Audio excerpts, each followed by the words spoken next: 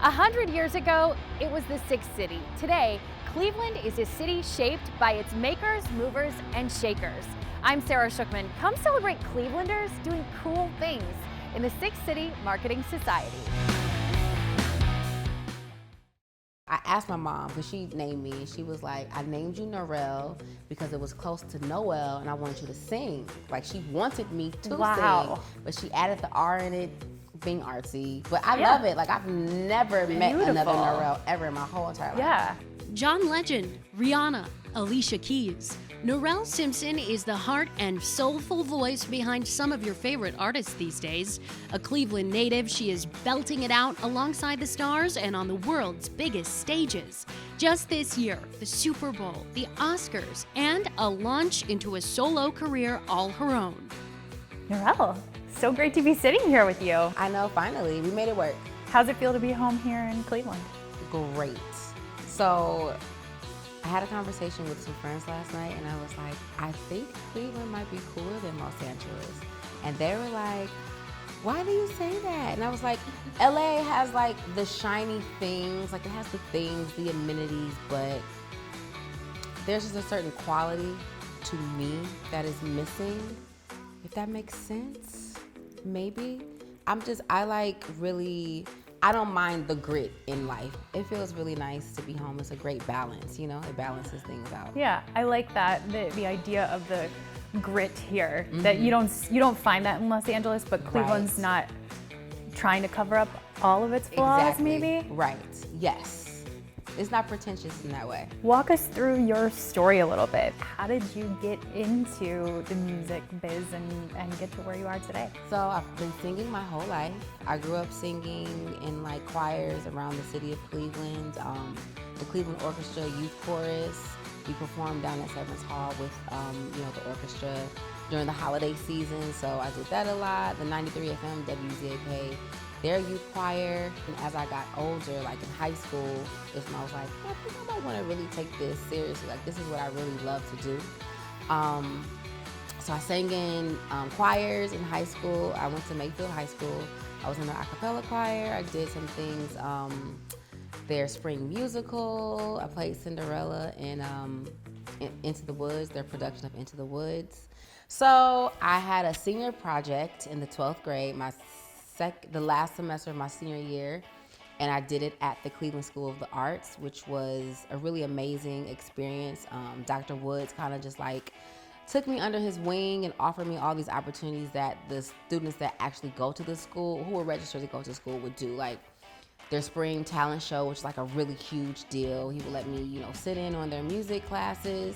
I did go to college, JCU, John Carroll University, but I was still singing around the city, whether it was like local talent shows or karaoke nights at, certain restaurants. And I started singing background for a local artist by the name of Kanya Doss. And after that, that's when things kind of just catapulted. And by singing background with Kanya, that definitely that was the blueprint of literally what I do now. Talk to me about your family before we get too far, because it sounded like you said your mom was a big supporter of you and also one that said, Norelle, go sing. Absolutely. So how young were you when that started, or when you identified you have a talent or a skill that you could work on that not everybody has?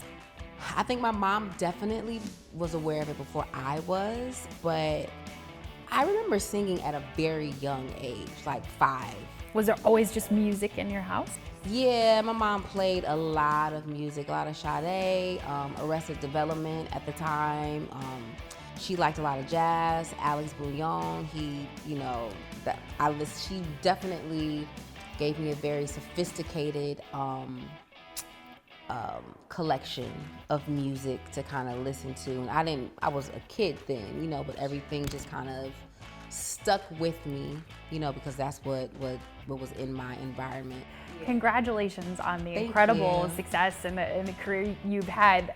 I'm just looking at the last 6 months and I'm blown away. Thank you so much. Super Bowl, Oscars. Now, opening day here with the Cleveland Guardians. What's it been like? I mean, how are you feeling right now? I feel very accomplished. I've always just been a very hard worker and very just very adamant and passionate about whatever it is I'm into, so nothing ever really feels like work. I'm in a really good place. I've made the relationships, you know, I've proven myself to be reliable, I've proven myself to have the talent, so I think, you know, people know if they want a certain sound, if they want a certain look, if they want a certain level of professionalism or whatever, they keep me in mind, you know. So that feels really good to have laid down that foundation in my career to, you know, be successful as a professional singer. What's it like working with some of these artists? You were with John Legend, now you've been touring with Rihanna. I don't think most of us can imagine what that relationship is like to be, first off, on tour, but secondly, you know, along with some of these people that are truly bigger than life. I've never been like starstruck.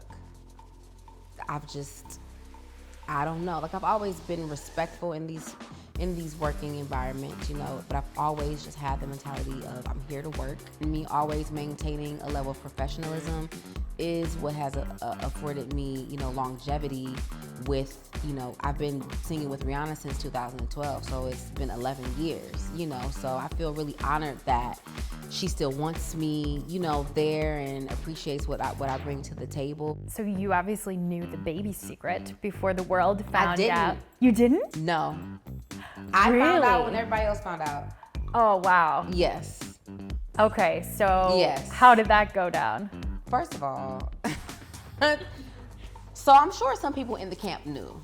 We did not know. The band didn't know. The background vocalist, we had no idea. So when we're off stage, so like, let's just say for instance, we walk onto the field this way, and then the stage is this way. Uh-huh. So we're here as she starts the show. It's like singing off stage. And, you know, they do the intro, opening shot. She looks up, rubs her belly. We lose it like, oh my God, did you just see what she did? Oh, because we saw that she wasn't like rehearsing maybe as hard as she would before. But I never in a million years was like, oh, she's not doing that because she's expecting. I had absolutely no idea. So when she did that, I was just like, wow, like she, just even more inspired by her. You know, right? Because as a woman, as a mother, I Yeah. know, especially in the early pregnancy, I know how challenging and difficult that is. And to know that she, you know, still like just kept that to herself and amongst the people who needed to know, but still like pushed through to do that. Like, I'm just so, I was in awe. Nothing else mattered in that moment. You know what I'm saying? It was just like, this is why she's an icon. You were really great at sharing on social media the behind the scenes of what you're doing, you know, whether that's Super Bowl or Oscars, or you were overseas a lot in the last few months. I mean, do you have anything on the bucket list that you're like, I want to be doing that someday? A Las Vegas residency. Okay, now we're talking. Yeah, that's what I want to do next. So I like that. hopefully something comes up. That would be cool. Cause I'm like close to home. LA is not too far from Vegas, you know, so I won't have to like, I love to travel, but like I want to have just one season of being close to home, but still able to work. You know what I mean? Yeah, yeah. But I love traveling. I always want to tour. I want to tour forever. Let's manifest that for you. Yes. Let's put that out there in the universe. Absolutely. Give me a call, Absolutely. right? Yes. Yes. Tell me what it is like to maintain this incredible work and travel schedule and all these things, and your home life. As we said, you're a mom to two boys who are here with us today and that are so wonderful. Yes. How do you do it? So I'm a mom and a wife. So my husband helps me out tremendously with the kids. We are both musicians. So he's a drummer. He actually plays for Lady Gaga.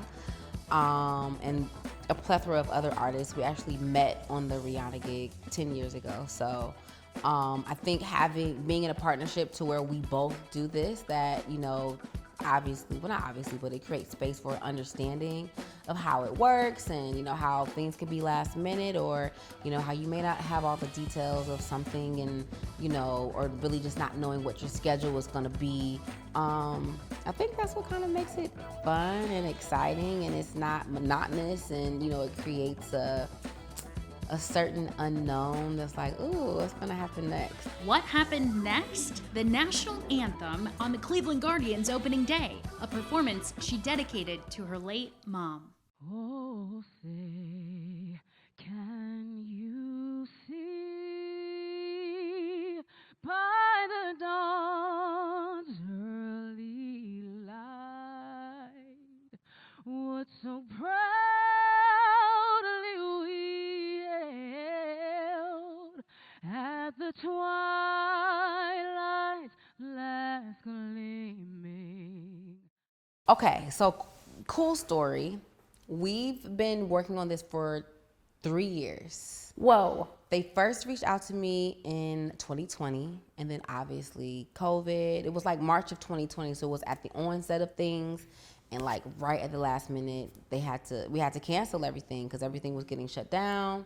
So they asked me originally in 2020, and then 21, they were still figuring things out with 6 feet distance, all those things, whatever. Right. Then 22, they reached out again, but I was pregnant at the time, and I had just had the baby in February. So I was like, I'm not sure, about traveling with the baby that soon. He might have been like 2 weeks old, so I was like, not sure. That's a lot, yeah. It's a lot. So then when this year rolled back around, I reached out and was like, hey, things are kind of back to normal. I'm in a groove with the new baby. If you guys are still interested, I would love to be here. And they were like, absolutely. So this has been like a 3-year venture, like getting me to do this. So I'm excited. I think it's going to be really cool. And the home of the brave.